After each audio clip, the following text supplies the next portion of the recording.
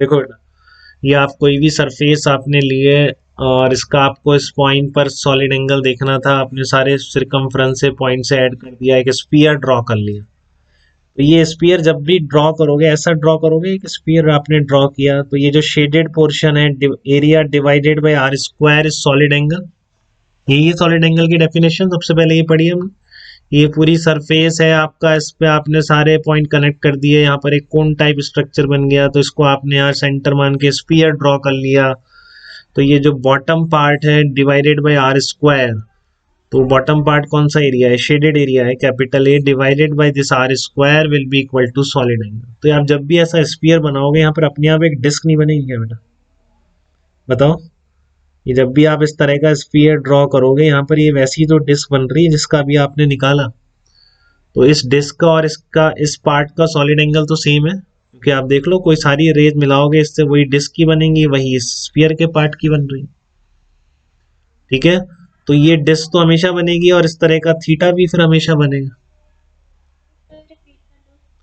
हाँ, मैं ये कह रहा हूँ, आपने जैसे मान लो ये आपका सरफेस है और सरफेस से सारे पॉइंट कनेक्ट करके आपने यहाँ पर एक इस पॉइंट पर सॉलिड एंगल देखना है, तो इसको सेंटर मान के स्फीयर ड्रॉ करा, और इसका जो ये बॉटम मोस्ट एरिया है, spherical portion divided by r square is the solid angle. तो वैसा कि वैसा जो मैं एरिया है, वो एरिया को मैं यहाँ शेडेड कर दिया मैंने। तो this area capital A divided by r square, यही तो आपका सॉलिड एंगल है कि नहीं। और जब भी ऐसा स्फीयर बन रहा है तो यहाँ पर एक डिस्क बन रही है कि नहीं बन रही, बताइए। ये डिस्क यहाँ पर हमेशा बनेगी, और अभी आपने निकाला डिस्क का सॉलिड एंगल क्या है, जो भी आपने अभी निकाला 2π1 - cos थीटा। थीटा देख लो हमेशा बनेगा ऐसा, जब भी आप स्फीयर ड्रॉ कर रहे हैं तो ये डिस्क की रेडियस कुछ है, वही कैपिटल आर, और ये थीटा तो small r sine theta equals to capital r, वो वाला थीटा है। तो मैं ये डायरेक्टली बोल भी सकता हूँ कि this A upon are square equal to this one. तो ये हमेशा जनरल रिलेशन बन गया बेटा, एक प्लेन एंगल और सॉलिड एंगल के बीच का। क्योंकि जब भी ऐसा स्फीयर आप ड्रॉ करोगे, डिस्क तो बननी बननी, और उसका जो सॉलिड एंगल अभी निकाला आपने 2π1 - cos थीटा, वही तो इसका सॉलिड एंगल है। और डेफिनेशन से इसका सॉलिड एंगल कितना है, ए अपॉन आर स्क्वायर। तो यहाँ पर ये मैं बहुत साल से कह रहा था बेटा, ये कभी ना कभी आएगा, और लास्ट ईयर में इस एरिया का यूज था, ये कभी मैथ में भी यूज हो सकता है, मैथ में नहीं निकालोगे। ठीक है ना, क्या नहीं निकालोगे कि आपका मान लो ये कोई स्फीयर है और ये आपने यहाँ से थीटा एंगल पर ये पोर्शन शेडेड कर दिया, तो ये जो एरिया है कितना होगा, ये पार्ट ऑफ द स्फीयर का एरिया बन रहा है ना। बट यहाँ सॉलिड एंगल से आज आप उस एरिया का फार्मूला याद रख सकते हो, क्योंकि आप क्या करोगे, इसको ए बाई आर स्क्वायर कर दोगे, R is the radius of the sphere. Area capital A of the sphere कितना है, तो A upon are square equal to 2π1 - cos theta. तो एरिया कितना निकल के आ गया है, देखो एरिया निकल के आ गया आपका 2πr² 1 - cos थीटा। तो ये वो स्फीयर का एरिया है कि कोई भी ऐसा आर रेडियस का स्फीयर है, ठीक है, इससे किसी थीटा एंगल पर आप इस तरह का एरिया शेडेड कर दो पूरे थीटा एंगल पर, ठीक है ना, एज ए डिस्क की तरह घुमाते हुए इसको। तो ये जो एरिया बनेगा स्फीयर का, ये एरिया कितना होता है, इतना होता है 2πr² 1 - cos थीटा। अब आप चेक कर लो, जो आपको रिजल्ट याद है इससे निकल रहे हैं क्या। अगर आपको आधा हेमीस्फीयर करना है तो थीटा को π/2 नहीं डाल दोगे क्या यहाँ पे, बताओ। अगर आपको हेमीस्फीयर का एरिया देखना है तो ये थीटा को आप क्या डालोगे, π/2 डालोगे, तो ये आधा हेमीस्फीयर बन जाएगा कि नहीं बन जाएगा। थीटा इक्वल्स टू π/2 पर cos π/2 जीरो हो जाएगा। ठीक है, थीटा इक्वल टू π/2 पे cos π/2 जीरो हो जाएगा। देखो आपका निकला है 2πr²। आधे स्फीयर का एरिया यही होता है, ये याद है आपको, पूरे स्फीयर का 4πr² होता है, तो आधे का कितना होगा, 2πr² ही तो होगा। ठीक है, पूरे स्फीयर का एरिया निकालना है तो आप इस थीटा को कहां से कहां तक घुमाओगे जिससे सारा स्फीयर आ जाए, जीरो से लेकर पाई तक घुमाओ। ठीक है ना, थीटा को जीरो से पाई तक कर दोगे तो आपका ये पूरा स्फीयर ही कवर हो जाएगा। तो पूरे स्फीयर का एरिया आना चाहिए थीटा को पाई डालने पे, देखो आ रहा है कि कॉस पाई की वैल्यू कितनी होती है, -1। तो कितना आ रहा है, 4πr² आ रहा है। ठीक है, तो फॉर कंप्लीट स्फीयर मैंने लिखा भी है आपका। तो ये बात है बेटा, ये बहुत जनरलाइज रिलेशन है सॉलिड एंगल का, जो कि हमको इस स्फीयर का बॉटम एरिया निकालना भी सिखा देता है, जो वैसे भी काम में आ सकता है, जैसे कि 2018 में आया था। 18 की 19, इस बार क्या हुआ है 20 हुआ है तो 19 में ही आया है, 19 में है। ठीक है ना, पूरा इसका यूज हुआ है इस एरिया का, और कुछ यूज नहीं हुआ है।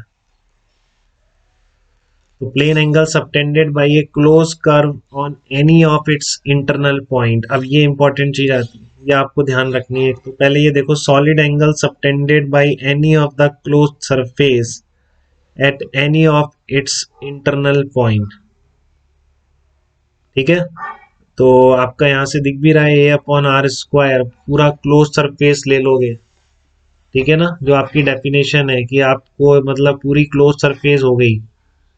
ठीक है ना, जैसे कि मान लो कैसी क्लोज सरफेस के अंदर कोई पॉइंट ले लिया, जैसे मैंने, जैसे मानो इस तरह की क्लोज सरफेस है ये। ठीक है, आपने इसके अंदर क्लोज सरफेस है, कोई पॉइंट पे सॉलिड एंगल पूछा है, तो आप क्या करोगे, सारे सर्कमफ्रेंस के पॉइंट से मिलाओगे तो स्फीयर ड्रॉ करोगे तो पूरा स्फीयर ही नहीं बन जाएगा क्या?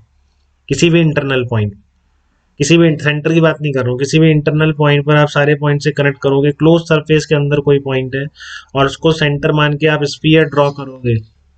ठीक है, तो क्या बन जाएगा आपका सॉलिड एंगल डेफिनेशन से, पूरा स्फीयर ही आ गया। अब तो ये कट करने वाला पॉइंट लेते थे आप, अरे ऐसे तो करते थे, कोई सरफेस थी, आपने इसको पॉइंट को कनेक्ट किया, सारा सिरकमफ्रेंस एक स्फीयर ड्रॉ किया, तो ये जो पार्ट कट हो रहा है, जब ये पूरी क्लोज सरफेस है तो पूरा एरिया ही कवर हो गया इसका।